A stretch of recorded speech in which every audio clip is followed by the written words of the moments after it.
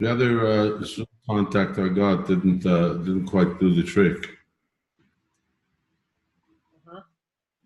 The link that you sent. The second one, did that work?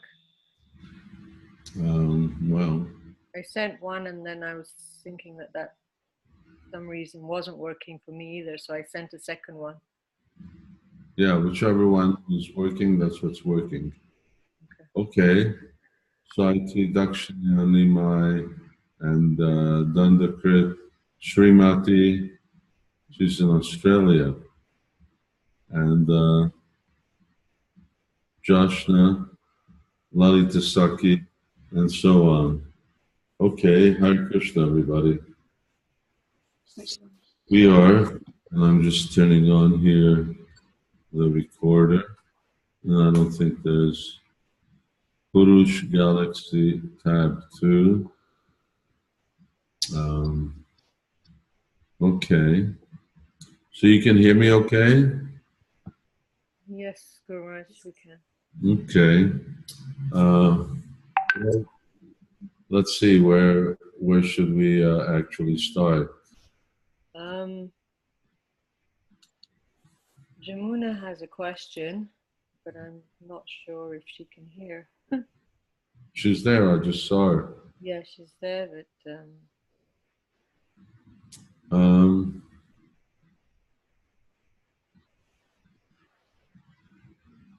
Gopal Rai Prabhu, can you hear now? Well, let me just start. Last time I was there, I asked what the, whoops, I'm getting some kind of echo. I asked what the... We can't hear you, Guru Maharaj. You can't hear me? I can hear you, Guru Maharaj. I can hear you. They can hear me. Okay, well, they can hear me. I can hear you now. Yeah, I can hear you. So the last time I was there, I asked what the qualification for bhakti was, and a few devotees knew that it was faith. And so I guess we could talk a little about that.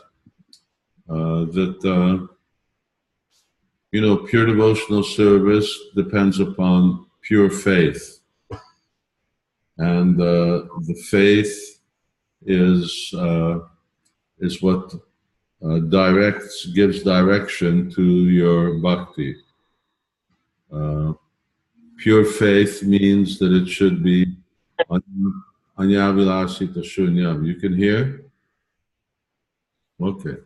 That it should be anyavilasita shunyam. And that means that a person has a faith that by practicing Krishna consciousness, that all my necessities will be provided, and more so, that I have full faith in the process of devotional service, and I'm not doing this to get any kind of material gain. I'm not doing this for any kind of benefit. I'm not doing it to get liberation or to be free from material suffering. The only reason I'm doing this is to serve Krishna, or to make spiritual advancement, or both. So both of those are there. And so that then becomes the real criteria, whether we get that bhakti lata bhi, whether we get that initial lata. We may get it and we may corrupt it, or we may not get it, we may be getting something that's mixed with other things, that is mixed with all these other different types of, like Prabhupada says, weeds. And so the result then becomes, someone's got their microphone now. Someone becomes a karma. Turn your microphone on. That's it. Someone's got a karma beach. Someone's got another type of Jnana Bij. And when you practice Krishna consciousness with that, then whoever is doing it from the telephone, they have to put on their mute. That's it. That's the kind of bhakti that you get. So as a result, then Prabhupada says there are different types of devotion. There's Karma Mishra Bhakti and there's Mishra Karma Bhakti. Sorry, there's Karma Mishra Bhakti and there's Bhakti Mishra Karma. There's Jnana Mishra Bhakti and there's, it would be really good if Jamuna kept their thing just in one place and stopped fiddling around. I get seasick seeing all these things. And there's Jnana Mishra Bhakti and Mishra Jnana Bhakti, Bhakti Mishra Jnana, and so on like that. So it's very important to, and what is that? Bhakti Lata Bij. Well, it's just that. It's faith, and then it's the knowledge that comes along with how to put Krishna consciousness into practice. And that's where devotees sort of fall short, in that they sort of get into a level of Krishna consciousness, but they don't really cultivate the corresponding knowledge that comes along with it. So they don't really make spiritual advancement because they're not taking advantage of the Bhakti Lata Bij, which is the knowledge that comes along with that seed of how to actually really cultivate bhakti, where I'm going with it, how to avoid the weeds, and how to develop in different ways like that. And so we got a real variegated Krishna consciousness movement, and it's becoming more and more variegated with more and more things being incorporated into devotees' spiritual practices, and that gets passed on as Krishna consciousness. What to do? Anyway, that's another issue, what to do. But devotees should be keen on becoming pure devotees, because only pure devotees go back to Godhead. So in talking about these different types of devotees, Lord Kapila Dev explains how devotees in the mode of passion, devotees in the mode of ignorance, they at best will become devotees in the mode of goodness in their next life. So Suchinam Shrimatam Gehe, it will continue, but they're not going back to Godhead. So going back to Godhead is a tall order. You have to know the process, and then one has to be very serious about it and applying it. So that's, and it requires, of course, quality time. So we should always be keen to review, and it's quite interesting that Lord Chaitanya is talking to Goswami, and he's talking about devotional service and how the creeper of devotional service grows, the creeper of pure devotional service. Because as I mentioned, there are different types of devotional service, and as a result of that, there are different types of seeds, and there's different types of results. So there's this basic principle that siddhasya lakshanam tatsat sadhakam sadhakasya yat, that according to what your practice is, you get a proportionate result. It isn't that you do anything and you get prema. We have to be very clear and conscientious about where we're going and where we want to go and how we're actually going to get there.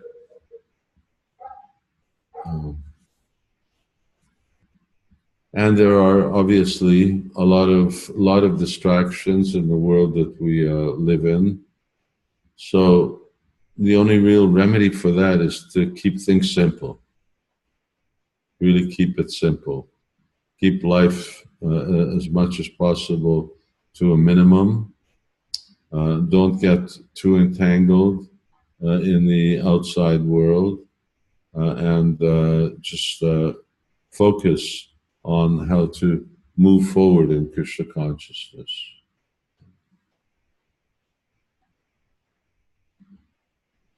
And time goes by. By the way, I forgot to mention, Harikarta Prabhu is here. I haven't seen him since this morning. He went out on Sankirtan. He'll be asleep probably by the time we finish. So that's a little something, thought, how we need to really be clear about what Krishna consciousness means. The idea that everybody's a devotee, but there's lots of different kinds of devotees, and that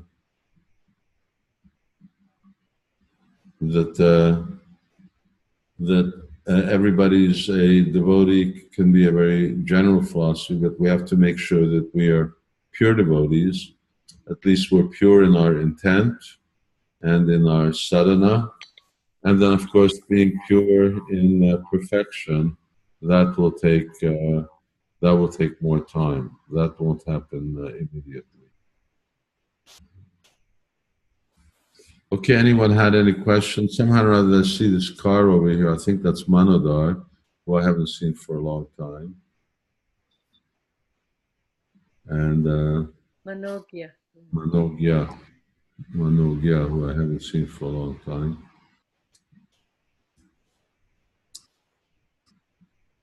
Okay, so with that introduction, I'll let you ask a question while I light a stick of incense. Gopal Rai Prabhu, can you hear now? Yes. Hi, Krishna Guru Maharaj. Please accept my humble obeisances. All goes to Prabhupada. Can hear you great. Okay. My question was in regards to in the Vyasa Puja celebration this year, in the evening, we were outside your house and you were talking about how to perfect one's service. And I was thinking about how, in regards to my service as Sankirtan, book distribution, I was wondering what is perfect book distribution? What should I aim for? I am going to look for a quote. Well, this is changed, which was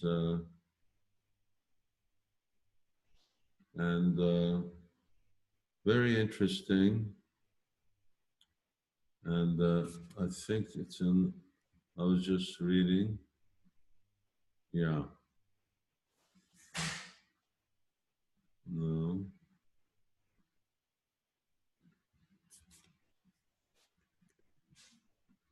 And here.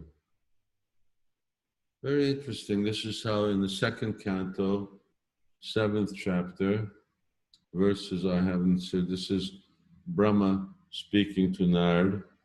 And Brahma says, "O Narad, the science of God, Srimad Bhagavatam, was spoken to me in summary by the Supreme Personality of Godhead, and it was spoken as the accumulation of His divine potencies.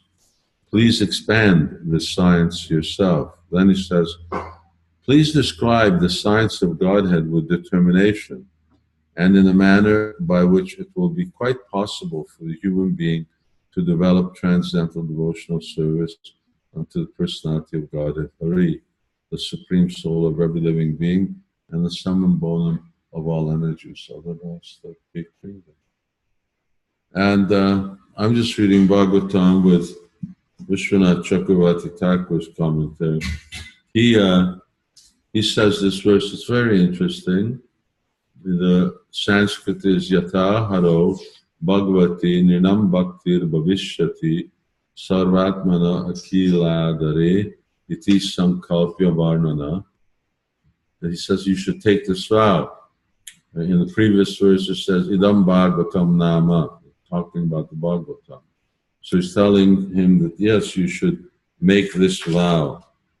Vishwanath says after making a sankalpa, this is a translation, this is 2.752, you should speak the Bhagavatam in such a way that devotion to Hari, attractor of the mind, Bhagwan, the blissful object of worship, the essence of all worship and the fulfiller of all desires, will appear in the people of Kali Yuga. And he emphasizes that more about.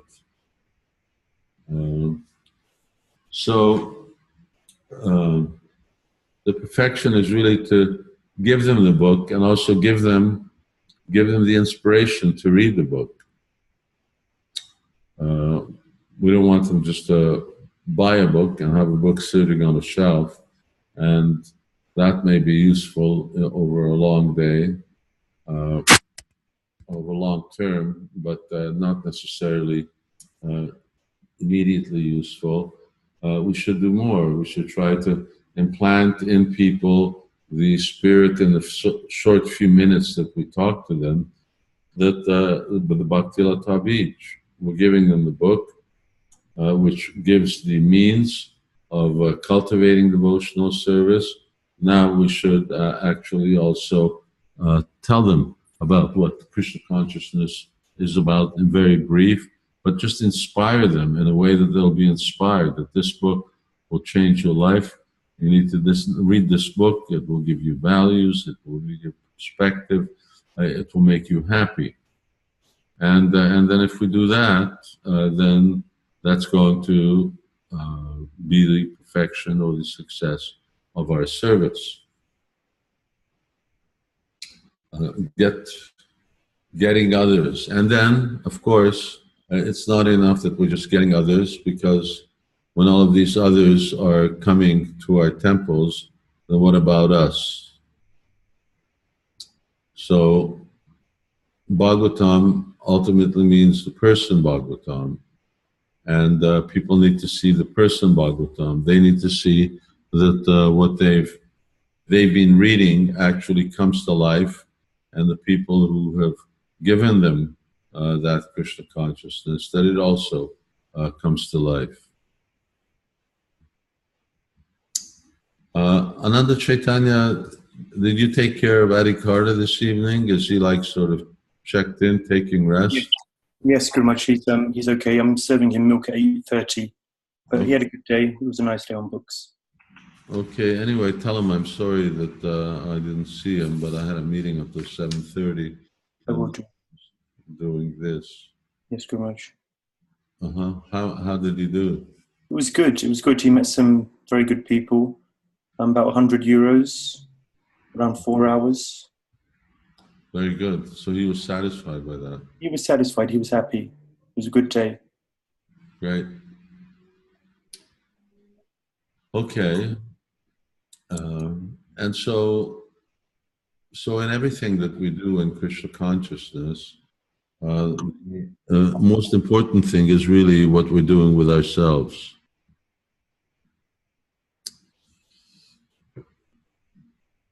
I can be here telling everyone to be Krishna conscious, but if I'm not Krishna conscious myself, and I just don't mean just, pass the margin, do the minimum, but if we're not really Krishna conscious in a very progressive, step-like way, then what's happening? What's happening in our lives? And that's what we joined. We joined the Krishna consciousness movement with the idea of going back home, back to Godhead. It's a tall order. It's doable, but we need to become absorbed in doing it. We need We need to apply ourselves to it, make sure that we've got the right thing, and then move forward.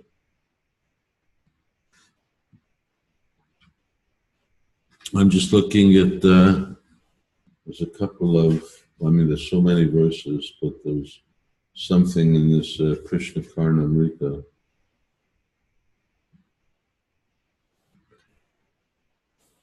Okay, somebody else? Imuna, do you have your question? Can you hear us? Yeah. This was a topic that I was discussing, the conversation I had with Leela Shakti, Srila Prabhupada and Radhalan Daneshwar's Leela Shakti Mataji. And it was in regards to Vaishnava etiquette. Mm-hmm. And she was saying how she had a conversation, she had an interaction with one brahmachari who was very rude to her. And then a couple of weeks later, he came back and he apologized. And he said, I didn't know who you were. So she said, well, who am I? He said, well, you're a Prabhupada disciple, and I'm very sorry for how I spoke to you. So her response was, it doesn't matter who I am, you shouldn't have spoke to anybody like that. So it's something that has kind of been a topic amongst different devotees. I've noticed and observed how people are very respectful and should be very respectful to Srila Prabhupada's disciples and to temple authorities. But when it comes to the common devotee, often there's very much a lack of respect. Not always, but it's something that can be there. So I was wondering if you could speak about a little how important Vaishnava etiquette is. And what is the ramifications of,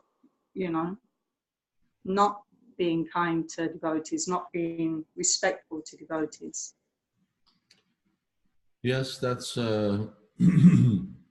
that's what Rupa Goswami talks about.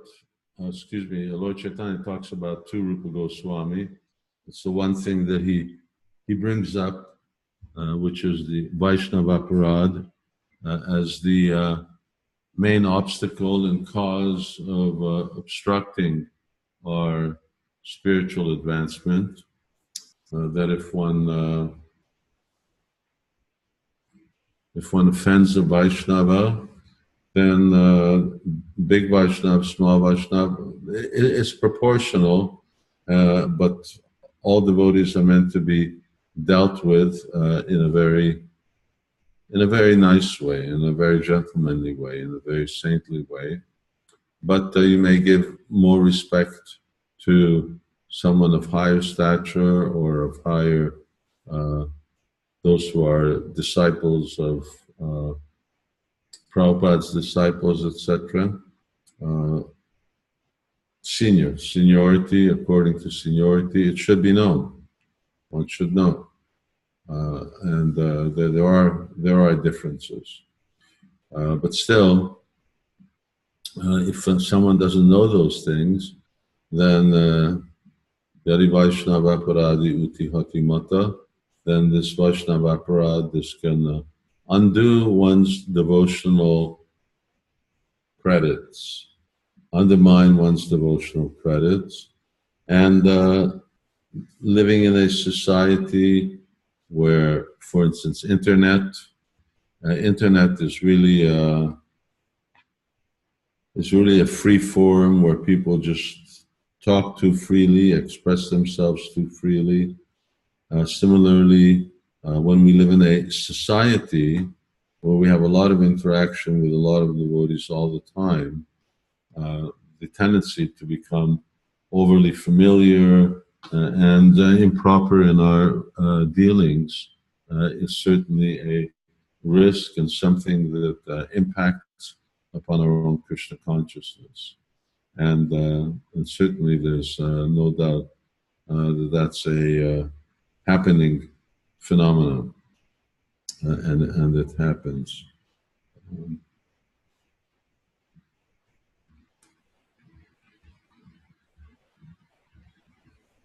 there anything else I should speak about that? I remember when I joined, you know, we used to offering obeisances to each other was very much a common practice. All the time, you know, it was very common. And, you know, if somebody had joined 6 months before you, they were considered somebody to give respect to. And here's was somebody who joined, you know, roughly around exactly the same time. You know, that seems to just be very much nothing that's so considered so appropriate or significant these days. That's a shame. I don't know. I haven't seen in the UK what's going on, but yes, that's our standard practice: rising in the morning, offering obeisances to Vaishnavas, and certainly offering obeisances to senior Vaishnavas, Prabhupada's disciples. It's very fitting. Sometimes Prabhupada's disciples offer the obeisances in return. That's not very fitting. They should offer blessings. That's part of Vaishnava etiquette. But anyway, it's all there. It's written down. There's Vaishnav Sadachara. There's a course compiled by Bhakti Churu Maharaj. There's a lot of material on proper Vaishnava etiquette. Devotees should really apply themselves to that. How many devotees, I have a question, how many devotees don't follow? Because I'm kind of here, I don't expect you, but is that a current affair that devotees don't follow Ekadasi?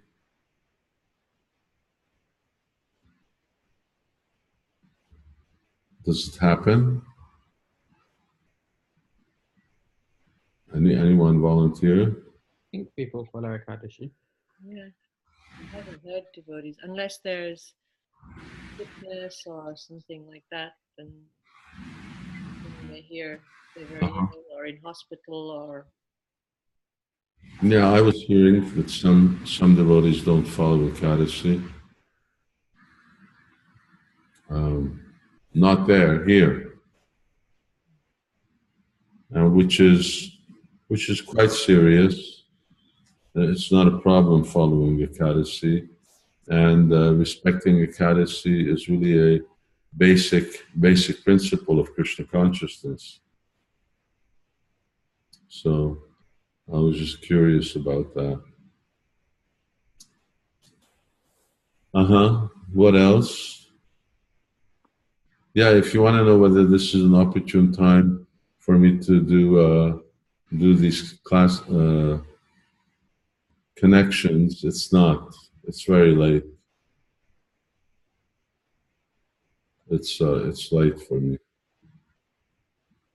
You mean future calls, Guru Maharaj? You mean connections as in future calls?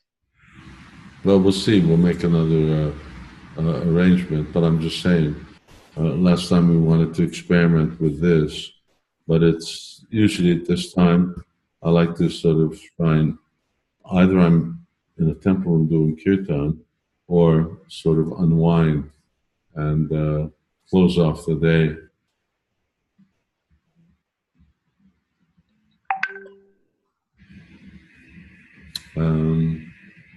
Someone else, just as a thought I mentioned earlier to Varshana, that I still have 6 or 7 of these beautiful big 30-pound Bhagavad Gitas, giant Bhagavad Gitas, and they're available for sale. I doubt if we're going to be printing them again in the future. So if anyone, and if you know anyone out there who wants to decorate their temple or their home, then you should let me know. They're beautiful, really beautiful. Guru Maharaj, you meant 30 pounds in weight, right? Say that again. You said 30 pounds, that's not the that's not the price or the donation. 30 pounds in weight. Yeah. Weight. Yeah. And maybe even more. Okay. Something else? Brindavani Kirtan family. family. Thank you very much. My question was regarding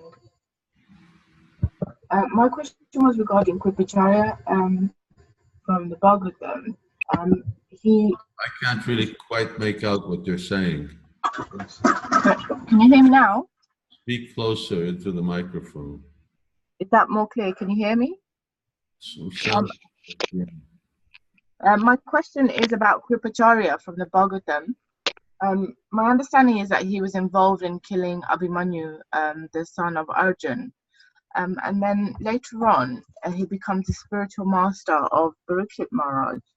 So I was just wondering that what makes his crime so forgivable? That, you know, obviously he kills Parikshit's father. How is Parikshit able to accept him as spiritual master, knowing that he killed his father in cold blood in such a terrible way? And obviously him being a Brahmana too. Well, of course, that, first of all, it's war. And all's fair in war. So ultimately in war, you're sometimes forced to do things that are not ideal. Arjun did a lot of things that weren't ideal, and that was by Krishna's instruction. So, and he continued on. And of course, we don't know, or we may not have further information of atonement that these personalities do. I know that Yudhishthira Maharaj went to Guruvayur to atone for the war, for killing so many soldiers. And so that they may have also been there. But nonetheless, these people are sort of transcendentalists, so it's not really easy to identify with them because we're not in the same position as they are and not qualified in the same way that they are.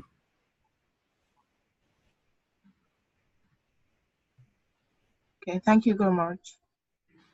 Yeah, Krishna says every endeavor is covered by fault. In this material world, you're not going to find any perfect situation, or very rare you're going to find someone who's really perfect in every way, past, present, and future. Because there's so many areas where sometimes you just have to make some concessions. So every endeavor is covered by a fault. But Krishna told Arjuna that without cheating, you couldn't have won the war.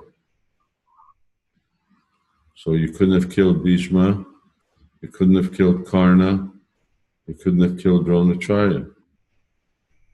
So all of these were killed by, let's say, unkshatriya means.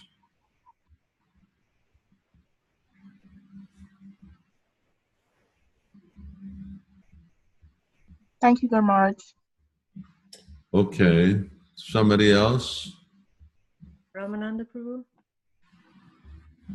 Maybe last question. I got 8:37, and gives me a little while to sort of wind down before 9 o'clock. I can read the Bhagavatam a little.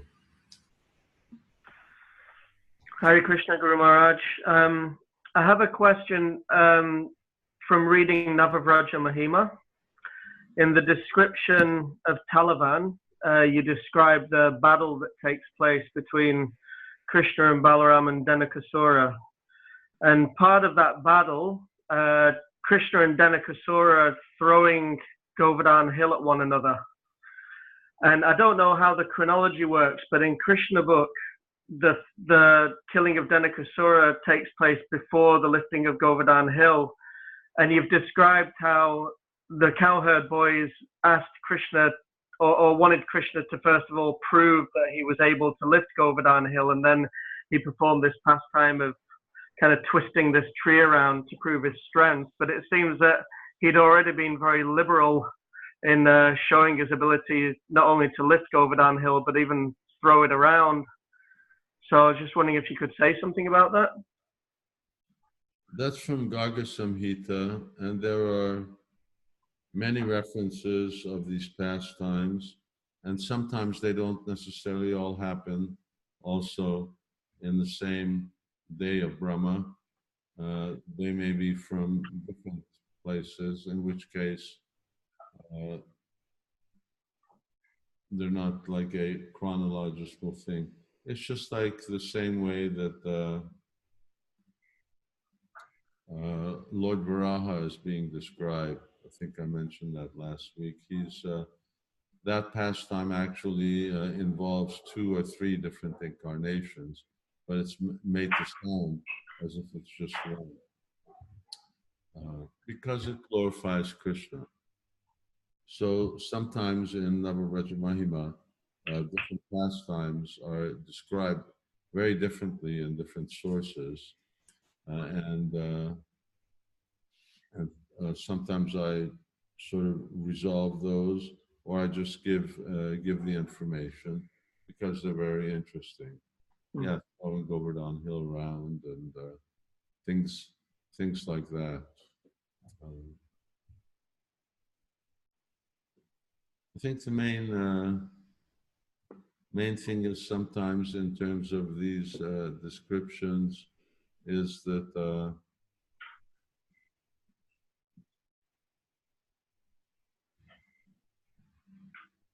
the real relish is in the pastime, and sort of does this add up, does that add up, is really a detail.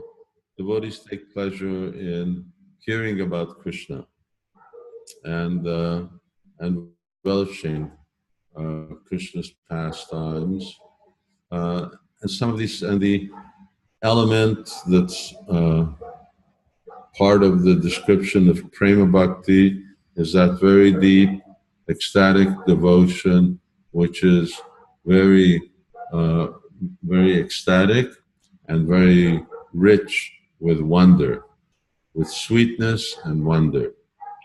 So many things that Krishna do are very wonderful, and we should let that wonder develop rather than necessarily analytically trying to dissect it.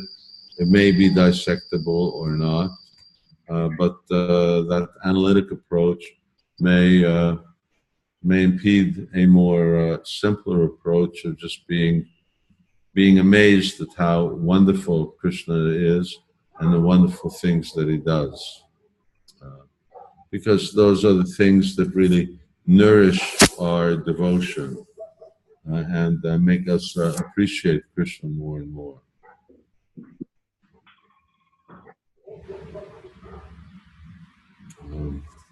So wonder and sweetness, we see how Krishna's pastimes are rich with sweetness, and they're very, very wonderful. This whole word is full of wonder. Something is full of wonder.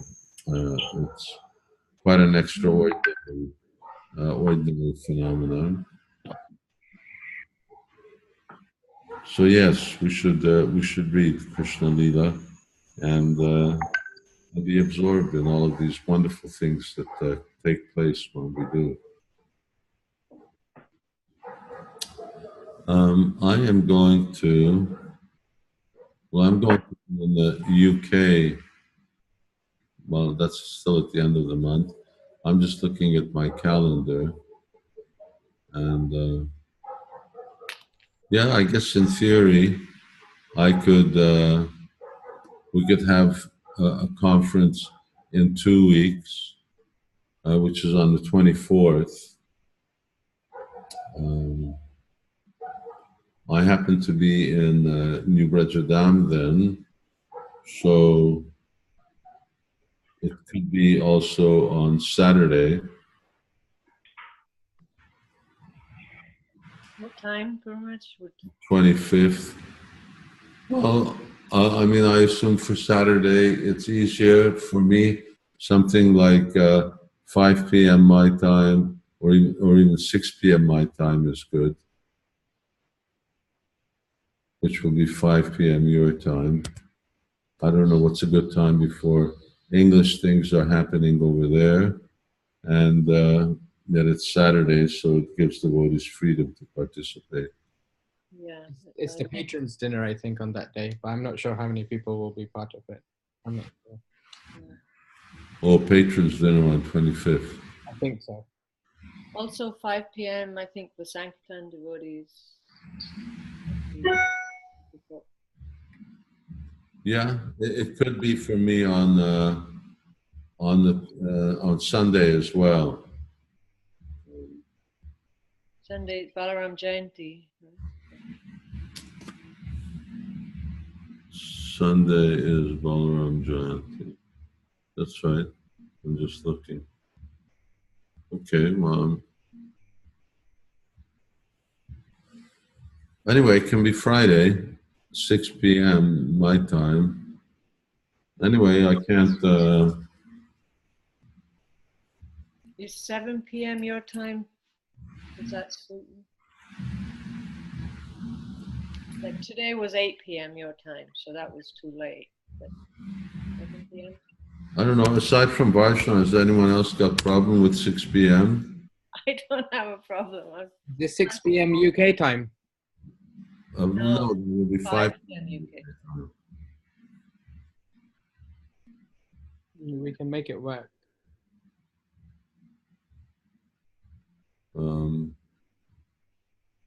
Anyway, it can be 6 p.m. on the 24th. That's 7 p.m. my time.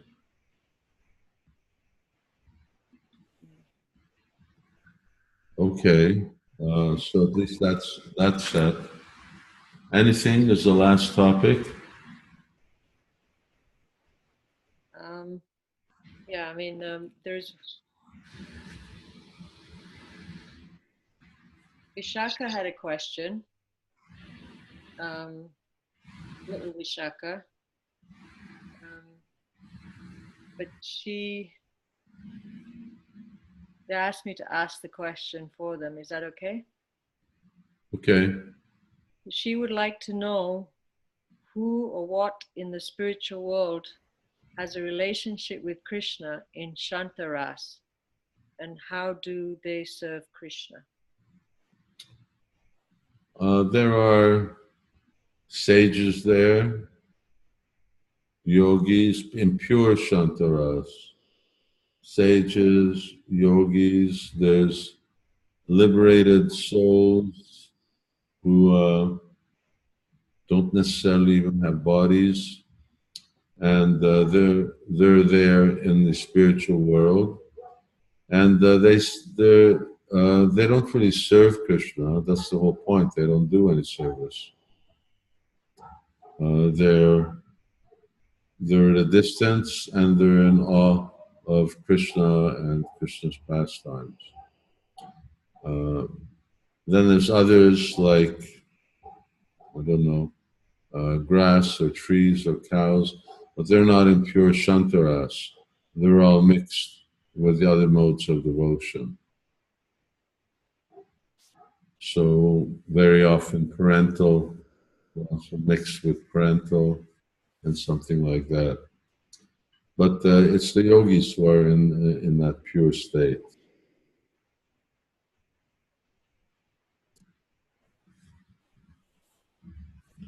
Look, Rasik, this works very good. Oh, can you hear me? Yeah, I can hear you. Oh, it looks nice. Yeah, it is. I wear it all the time. It's just the right size, and that's good. Pleased to hear that. Okay, so we'll follow up then 2 weeks from now. Thank you. Okay. Hare Krishna. Thank you Hare Krishna. very much. And all the best. And Hare be Krishna. in touch. Hare Krishna. Hare Krishna. Hare Krishna. Hare Krishna. Hare Bol. Hare Krishna. Hare